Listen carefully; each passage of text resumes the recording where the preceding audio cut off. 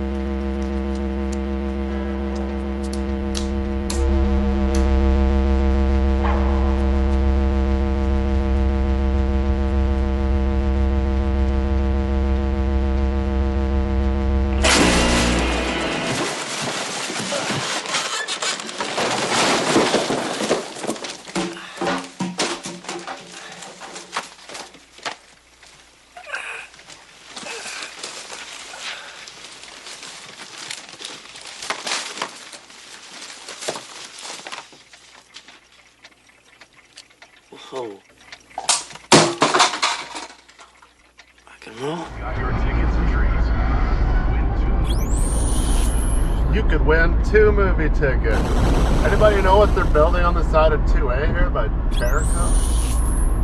Yeah, I'm always like holding out for like a co-op card lock, even though this is kind of in the wrong direction.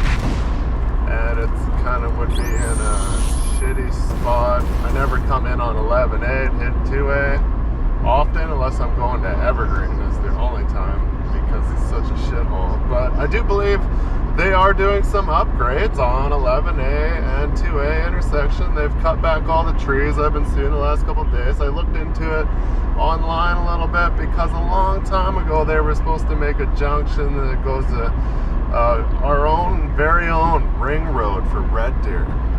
Fuck yeah. To the east side. Where do I live? On the east side. What do I gotta drive through? It used to be not too bad when I first moved here. And then they developed Clearview and that other fucking whatever expensive place. Not Tumblr. I don't know, whatever. But anyways, that whole side of Red Deer used to be empty.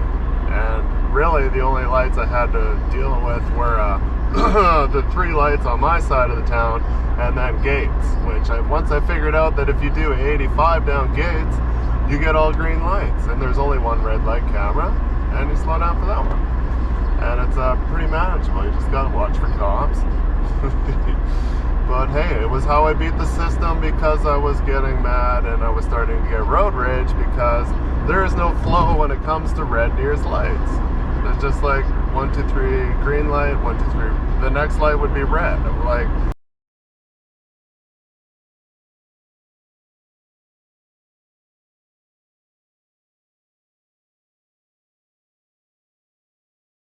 just would launch off a green and you would get a red. Like, I don't know how many times, like I would be like sprint full blast in my my GTI that's got the turbo, and I would just like whop, whop, whop, like 120. I'm like, okay, this is working. Then I kind of found the sweet spot. I'm like, okay, if I get a red light here, which is 2A and 11A, which is the start of my lights, if I do 80, I'm good all the way, and I only get 1 light usually on the way home, which is nice because there's like 20.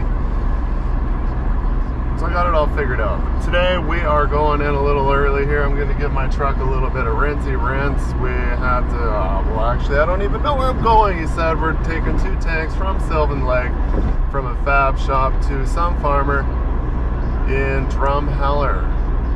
I don't know exactly which way I'm going. Maybe I'm going the way where there is no scales, but my truck is pretty scabby looking right now because I was trouncing through the mud doing night work, and then had the swamp mats, which I should have drove a little slower, but I got the geysers and it shot up on the side of my truck a little bit. Not too bad, but I'm just going to give it a quick once over and make it look half-assed decent for this time of the year.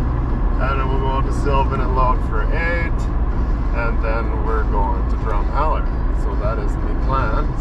parked outside. I got a little frosty morning frost. Now that we're not doing night work. Which the whole time we were doing night work, there was no morning frost on the car or the truck parked outside.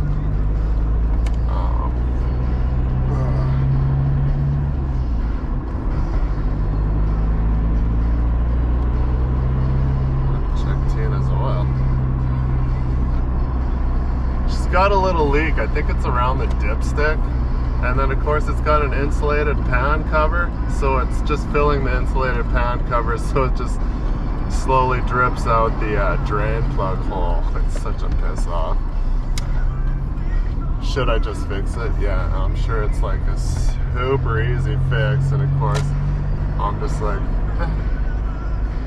I gotta add oil once a year, what's the big deal? I'm not parked outside, so that means that I'm inside. And someone, he's like, don't fuel up, I need your tank space because we gotta fix Jimmy's fuel tanks. I'm like, alright, sure, yeah. I like skipping fueling up. And if you're gonna fill it, sweet. I'm like, it's only a quarter tank, it'll only be like 100 liters of that. 150 liters. Both of Jimmy's fuel tanks were leaking from under the straps, so I'm like, that's rare. I'm like, you gotta have the mud flaps on the steps.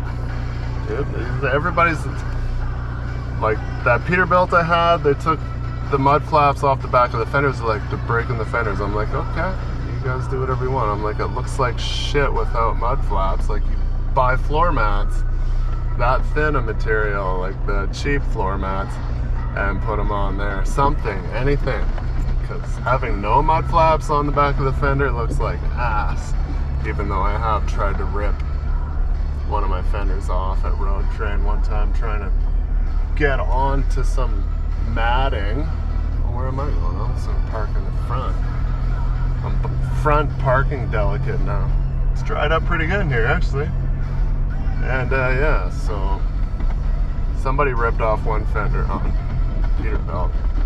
So they're like, when I hit that deer, they're like, yeah, we're not putting the mud flap back on. I'm like, what do you mean?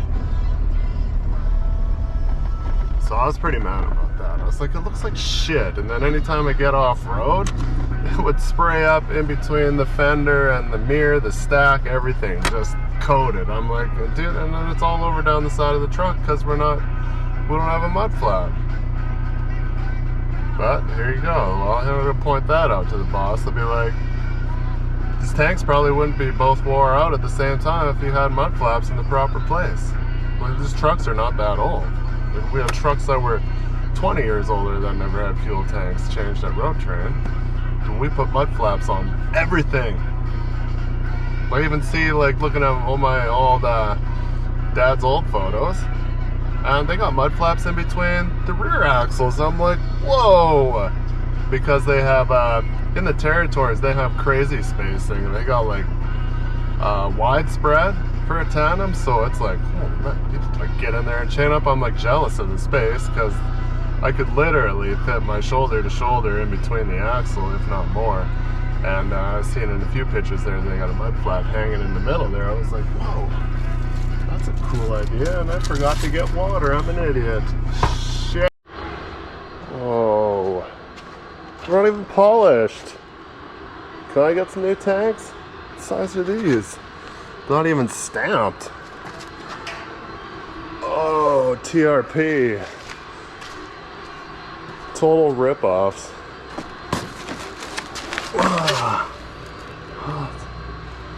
That's 476 litre. Diesel fuel only. Bet you could put gas in there. Well, I'm pretty sure they didn't get bigger ones because then they wouldn't fit. What? 426? What's these ones? It looks way bigger.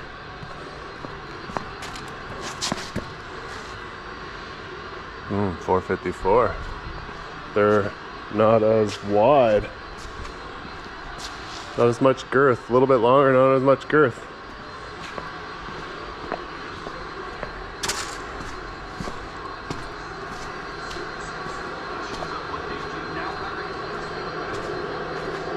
Hey guys, the heater's on. Right, that's all really. Just wanted to rinse off some of that. The top side, not rinsing the back tires. I don't even, should I even bother? It's just splattered all over the place.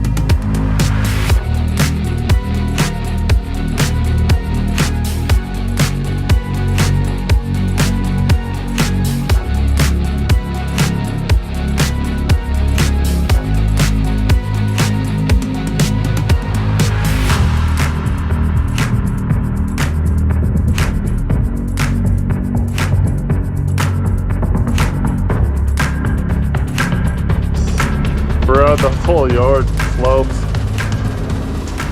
I've dealt with it before. We've been here before for Vesta picking up their brown tanks when I worked at Road Train. Just gonna toss on some planks here.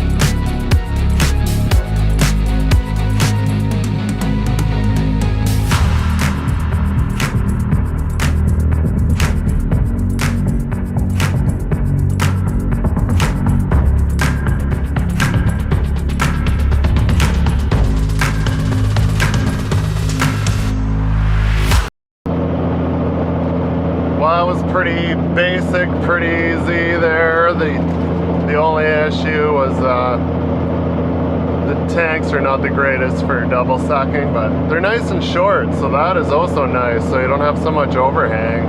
Evergreen's got like a lot kicking off the front. That is unnecessary tank. And the whole yard slopes, so naturally they all ended up catch them on the pins before it's too late and you're good to go. So I guess we're not going to Drumheller, we're just going south of Three Hills and then whatever. I didn't really look at the directions. He's just like, go to the turn off onto the dirt there and then just wait for me. I'm like, okay, no problem. He's got to go grab some more hoses to set them up a little bit more. And yeah, so I'll just mosey on in that direction. Looks like it's going to be another nice day here. Struggling to keep the wind going here. This guy was going slow and I passed him. Now he's speeding up or I'm slowing down, one of the two. Oh, we'll just go over there anyways. Thanks, Guy. I'll speed up here in a second. Here's the flat. Get to my parachutes here. But anyways, yeah. So I got a new brake pod on the fifth wheel slide, so that's nice. And you see me, I didn't talk about it, how I was struggling there. I showed up and he's like, yeah, we didn't move the tank farm across location. I'm like, all right. And we had problems before. I was trying to scissor down, and then we were gonna load the 16-wheel Jeep the other night to take out when we were doing those tanks and mats out of Sunchild, and then the other guy's truck was dead. It wouldn't start. A disconnect rotted. Batteries weren't dead. And then I was like, well, I gotta slide my wheel or I won't be able to pin onto the Jeep because it's got such a short neck. So I tried to slide my wheel and it wouldn't pop. I'm like, oh, I'd say he's just like, whoa, look at this stack. Jealous. And he's like, oh, fuck it, I'll deal with it. And so yeah, I'm like, okay, cool. He's just fucking my night anyways. So the mechanic, I think you recharged my AC too, because the other day doing that tank farm across lease, then I had to move P-tanks, and that's when we had to bypass it, and we were screwing around there. I had to get the tester. I'm like, fulcrum on this bar here and pull the pin up, and we undid the brake pod and all that stuff and try to get it to slid it back to its last hole there. This morning I put it back, but I was like, oh, we got to move P-tanks. I'm like, I got a problem. So we had to figure that out because no one else was in there and no tractors around. Yop, yop, yop, yop, yop, yop. And then that was the day I also noticed, I'm like, it's getting hot in here. I'm like, well, I definitely know I don't have any AC because it leaked all out. I was having issues into the winter.